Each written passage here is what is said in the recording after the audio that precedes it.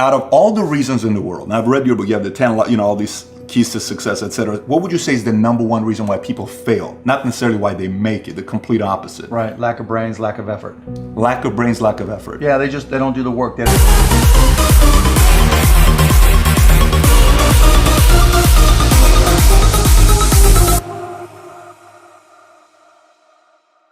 Competition, that means somebody else knows your business as well as you do when you get started.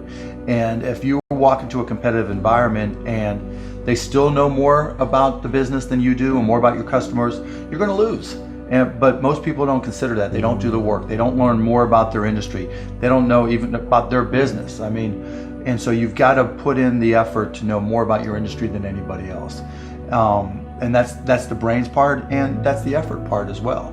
Because look, if you're competing with me, you better know what you're doing, otherwise I'm gonna kick your ass, and you're not gonna outwork me. And so, the combination is usually what kills businesses early on more than anything. Alluding to it earlier about entrepreneurs being born or built, and I think I knew I was wired to be excited about business. How or why, I don't know, but and there's certain guys that have the genetics to jump out of the gym, right? There's certain guys, that, when they golf, they have the muscle memory and the discipline. Dirk Nowitzki may not be the most talented guy in the NBA, but his discipline and his focus to do what's necessary to be successful, he's willing to do, and combine it with being 7 feet tall and being skilled, it makes him an amazing basketball player. So it's understanding what your skill set is, finding the right place to use those skills, and then going for it. Will that make you 250 grand? It depends if you pick the right industry. But whatever industry you pick, if you outwork everybody, if you try to be a little smarter than everybody, if you try to be a better salesperson than everybody, if you try to be better prepared than everybody, you've got your best chance. Because if you don't do it and somebody else does, I have the saying, work like someone's trying to take it all away from you. I actually work like someone's spending 24 hours, working 24 hours to take it all away from you. And that's kind of the way I look at it.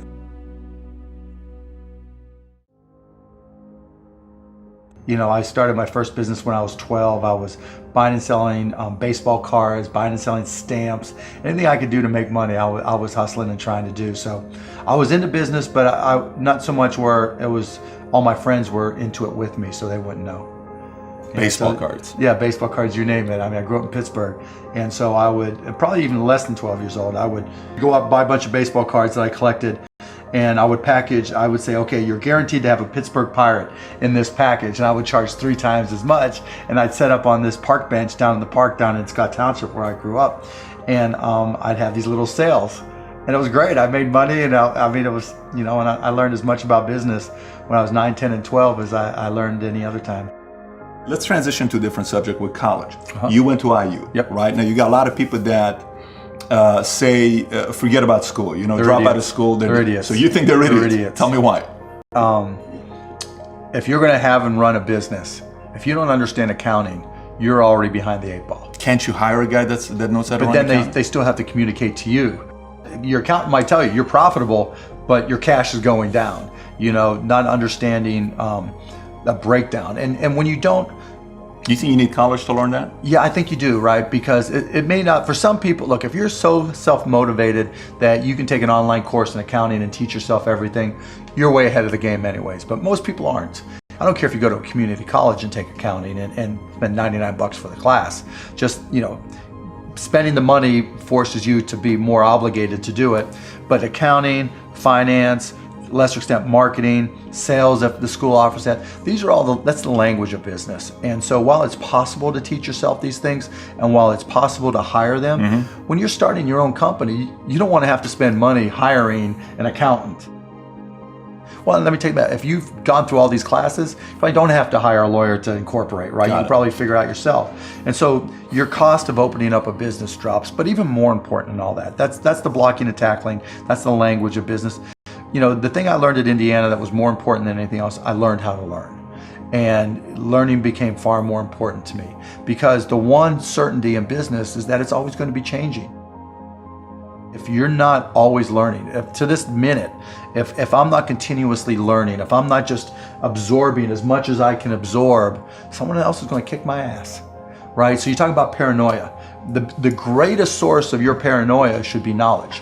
If someone else knows more than you do, and if you're not learning, if you don't know if you don't know how to learn, if you don't have a thirst for learning and acquiring information, you're SOL. So do you think, like, let's just say if we put 10 guys here, you interview them, okay? You could, within a 5-10 minute interview, say, this dude's not gonna make it as an entrepreneur.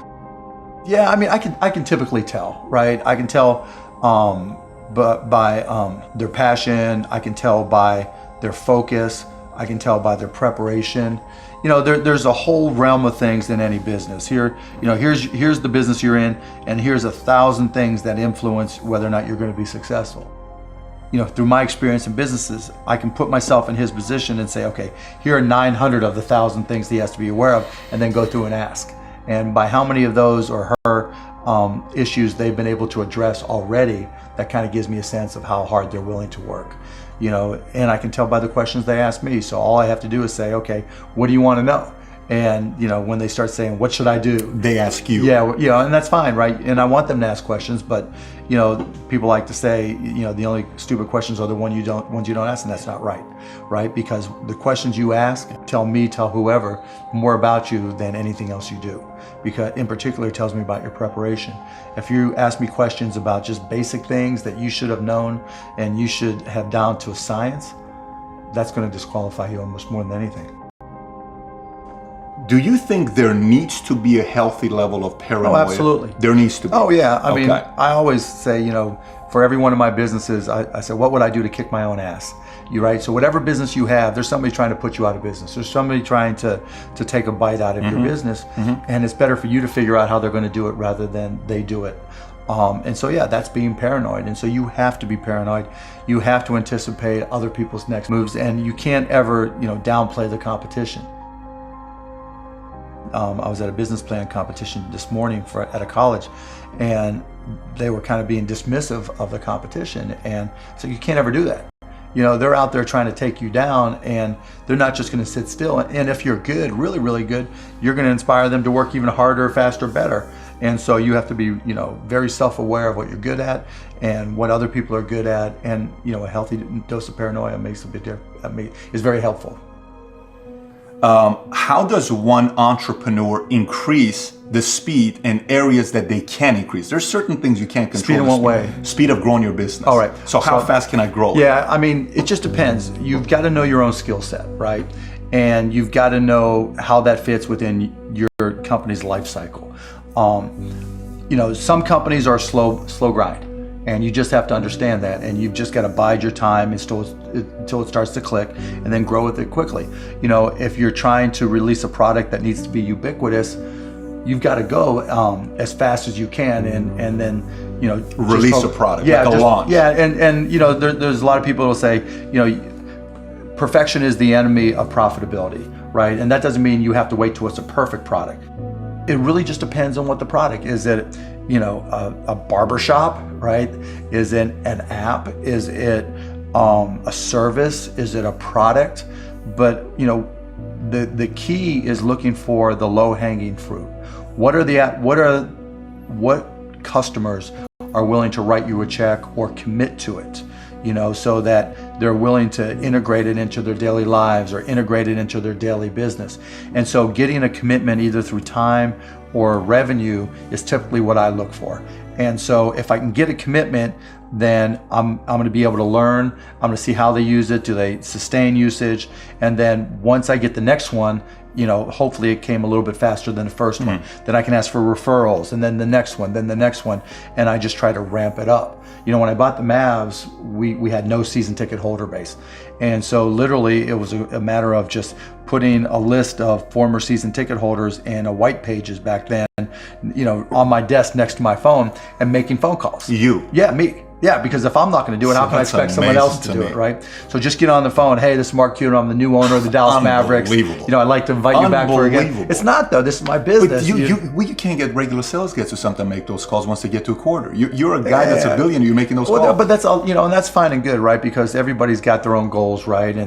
But still, I don't want anybody at the Mavs to be able to say, well, he's not willing to do the work, right? There's, if I walk around, I'm picking up all the papers. I'm not saying go get that picked up. I'm like, okay, that's trash. I'm picking it up. But in terms of speed of growth, it's really, you got to get that first customer first. And then when you get that first, what did you learn? Reiterate, get that next customer. And then hopefully as you learn more and more through the process, then the next one comes by even faster.